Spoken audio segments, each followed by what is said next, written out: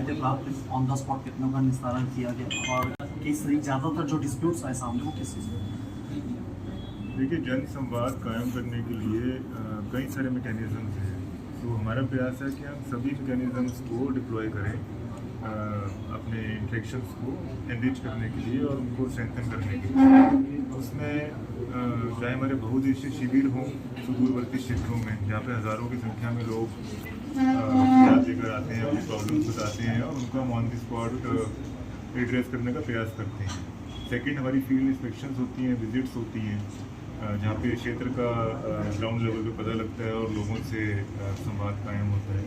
और थर्ड है कि हम डेज फिक्स करते हैं अपने तहसील दिवस की तर्ज पे, उसी तरह से जैसे आज का दिवस है। तो लोगों की विभिन्न तरह की समस्याएं होती हैं, हमारे सारे विभागीय अधिकारी भी उपस्थित होते हैं।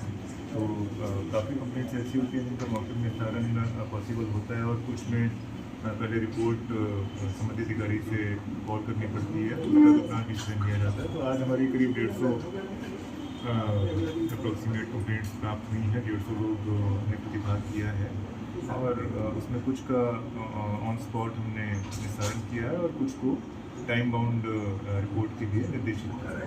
सर, किस तरह की खबरें सबसे ज़्यादा रही, किस तरह की शिकायतें सबसे ज़्यादा रही? वो वेरी करती हैं, from as small as civil leakage and road maintenance or some adverse relations between the neighbors to bigger issues, traffic problems और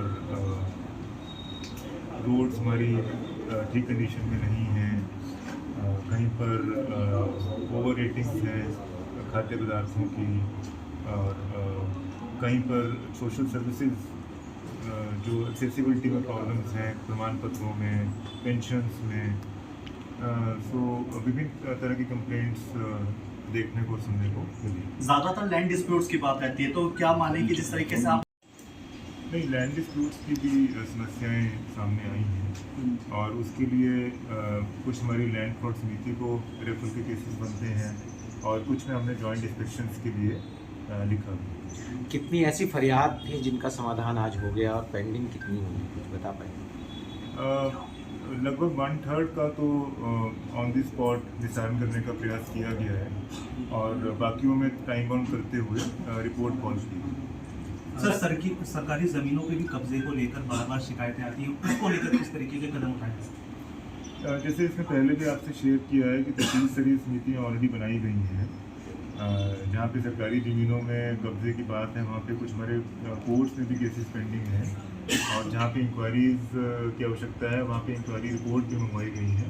जैसे जैसे प्रकरण सामने आ रहे हैं तो उस पर संज्ञान लेकर विधिक कार्रवाई की जाएगी। सर, ओवर रेटिंग के जो मामले भी आ रहे थे सर आपकी दुकान है लिकर शॉप से, सर अभी तक कितनों का आपने चालान किया है सर? वो दोबारा इस तरह की पुनरावृत्ति न हो, क्योंकि देखा जाता है कि निरीक्षण के दौरान तो जो ओवर रेटिंग के मामले हैं वो कम होते हैं, लेकिन उसके बाद जो है ओवर रेट शराब मिलने लगती है। ऐसे में कितने ठेकों का चालान किया गया है सर? और इस तरह की घटनाओं की पुनरावृत्ति न हो, उसको लेकर आपने क्या ठोस रोडमैप? लेकिन ना सिर्फ ओवर रेटिंग, किसी भी तरह की रेगुलरिटी और जो अनियमितताएँ हैं, चाहे विभिन्न सर्विसेज की हों, पब्लिक गुड्स की हों या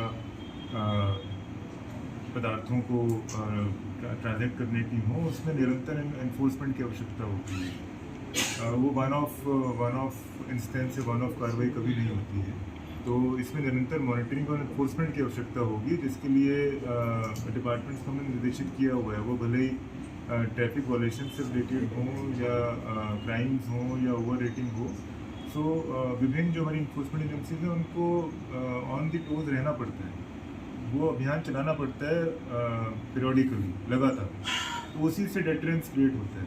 तो डेटरेंस क्रिएट करना बहुत ज़रूरी है इस तरह की अनियमितताओं को न्यून करने के। सर, ओवर रेटिंग की अगर बात करें तो रेट लिस्ट लगाने की बात आपके द्वारा की गई थी, लेकिन अभी तक वो रेट लिस्ट जो है सभी ठेकों पे नहीं लगाई गई। इस पर क्या कुछ कार्रवाई? इस पर हमने एक्शन रिपोर्ट कॉल की हुई है डिपार्टमेंट से और इसका वीकली हम रिव्यू भी कर रहे हैं। कहीं पे कोई पब्लिक कंप्लेंट्स आ रही हैं या कहीं हमारे मीडिया के चैनल से आपके माध्यम से कहीं पर भी इस तरह की इंफॉर्मेशन ज्ञात हो रही है तो उस पर कार्रवाई भी की जाए। अल्मोड़ा और नैनीताल की तरह स्कूल की स्थिति को बेहतर करने का बीड़ा भी आपने यहाँ पर उठाया। क्या एक रोड मैप अभी तक तैयार किया गया और कब तक इस पर आगे काम होगा और क्या कोई इसके लिए टारगेट रखा गया है?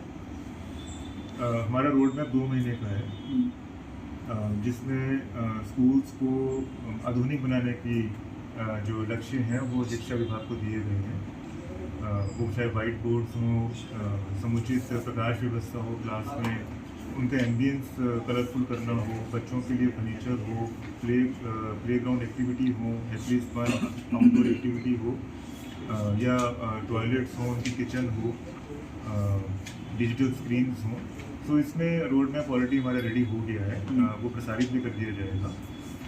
जो हमारा समग्र शिक्षा अभियान का बजट है उसको रीडू किया गया, उसको रीमॉडल किया गया और उसमें स्पेसिफाई की गई हैं ये इंस्ट्रक्शंस कि ये चीज़ें प्रिंसिपल्स को अनिवार्य रूप से स्कूल्स में लगानी होंगी विदिन 2 मंथ्स। और विदिन 2 मंथ्स हमारे ब्लॉक एजुकेशन ऑफिसर्स सर्टिफाई करेंगे, they will provide the certificates to us that has been done in every school. उसके बेसिस पे वी विल अज्यूम कि ये हो चुका, ताकि हम जो रैंडम इंस्पेक्शंस करें स्कूल्स में, हमारे मुख्य शिक्षा अधिकारी, हमारे SDM दोनों, और वो चीज़ें हमें विजिबली वहाँ पर एस्टैब्लिश दिखें। सर डिपार्टमेंट को भी आपने निर्देशित किया था कि जगह पर रेस्टोरेंट और होटल्स में सफाई व्यवस्था को लेकर के, क्योंकि वहाँ पर गंदगी काफ़ी देखने को मिली, इसकी किस तरह की कार्रवाई होगी? फूड सेफ्टी एक्ट के अंतर्गत उनका निरंतर अभियान चलता रहता है, तो हमने उसको इंटेंसिफाई करने के लिए निर्देशित किया था, क्योंकि आजकल हमारा जो कम्युनिकेबल डिजीज़ का भी ये समय चल रहा है, तो साफ़ सफाई व्यवस्था दुरुस्त रहनी चाहिए। वो भले छोटे रेस्टोरेंट हो, कैंटीन्स हों या बड़े होटल्स हों, तो ये अभियान निरंतर चलते रहना चाहिए। तो ये उद्देश्य था कि जो उनका रोस्टर है वो लगातार एग्जीक्यूट होता है। सर नशाखोरी के लिए क्या इसमें अपना ठोस कदम उठा रहे हैं सर, क्योंकि बढ़ता नशाखोरी दून में जो है युवाओं को बर्बाद करने लगा है। सर इसी उसमें एक छोटी सी चीज़ जोड़ देते हैं, हुक्काबाद देहरादून में जो है वो लगातार चल रहे हैं, जिसमें बहुत कम उम्र के बच्चे भी जो हैं वो देखने को मिलते हैं। और इसको लेकर तकरीबन 2-3 साल पहले जिलाधिकारी की तरफ से भी यहाँ पे एक बैन का नोटिस जारी किया गया था, लेकिन उसके बाद भी धड़ल्ले से राजधानी देहरादून में जो है हुक्काबाद चल रहे हैं, उसको लेकर कोई कार्रवाई नहीं की जा रही। तो इसका एग्जामिनेशन करवा लिया जाएगा हमारी मैजिस्ट्रेट और पुलिस टीम द्वारा, और यदि इस तरह के तथ्य प्रकाश में आते हैं तो ज़रूर कार्रवाई होगी। स्वयं सहायता समूह और सामाजिक संगठनों को जो प्रशासन से जोड़ने की नई पहल की गई, इसका मुख्य उद्देश्य है? हमारे ऐसे कई फील्ड्स हैं जो कम्युनिटी ग्रुप्स ही संचालित कर सकते हैं, जिसमें एडमिनिस्ट्रेशन के एफर्ट्स को सप्लीमेंट किया जाना बहुत आवश्यक है। सो जो हमारे पब्लिक स्पिरिटेड ऑर्गेनाइजेशंस हैं, सिविल सोसाइटी ग्रुप्स हैं, उनका सीधा जुड़ाव रहता है सोसाइटीज़ से, कम्युनिटीज़ से, और उनको प्रॉब्लम का, क्षेत्र का अधिक ज्ञान होता है। तो उनका सपोर्ट लिया जाना, उनका फीडबैक लिया जाना और उनके रिकमेंडेशंस लिए जाने अत्यंत आवश्यक हैं, यदि हम अपने प्रोजेक्ट को, अपने इनिशिएटिव को कारगर बनाना चाहते हैं। तो इसी उद्देश्य से कुछ ऐसे ऑर्गेनाइजेशंस को साथ जोड़ने की मुहिम चलाई जा रही है, और आगे बहुत ही जल्द हम सभी ऑर्गेनाइजेशंस को एक प्लेटफॉर्म पर लाके एक सेमिनार भी आयोजित करवा रहे हैं, वो जो निरंतर रहेगा, जिसमें हमारी सोसाइटी से रिलेटेड, हमारे ज़िले से रिलेटेड जितनी भी प्रॉब्लम्स हैं, सामाजिक हो चाहे आर्थिक हो, चाहे जो हमारे हेरिटेज रिलेटेड हैं, कल्चरल हेरिटेज रिलेटेड कुछ मुद्दे हैं, तो वो लोग, वो ऑर्गेनाइजेशंस हमारे सामने प्रस्तुत करें, जिससे एक जॉइंट इनिशिएटिव के जरिए इन पर कार्य किया जा सके। तो ऐसे सभी ऑर्गेनाइजेशंस को, इंडिविजुअल्स को हमने चिन्हित किया है, और जल्द ही उनका एक ब्रॉडर प्लेटफॉर्म पर लाके सेमिनार आयोजित कर। सबसे ज़्यादा अव्यवस्था होती है स्कूलों की ट्रैफिक में, इसके लिए कोई खास प्लान? देखिए, ये मल्टी प्रॉन्ग स्ट्रेटजी है।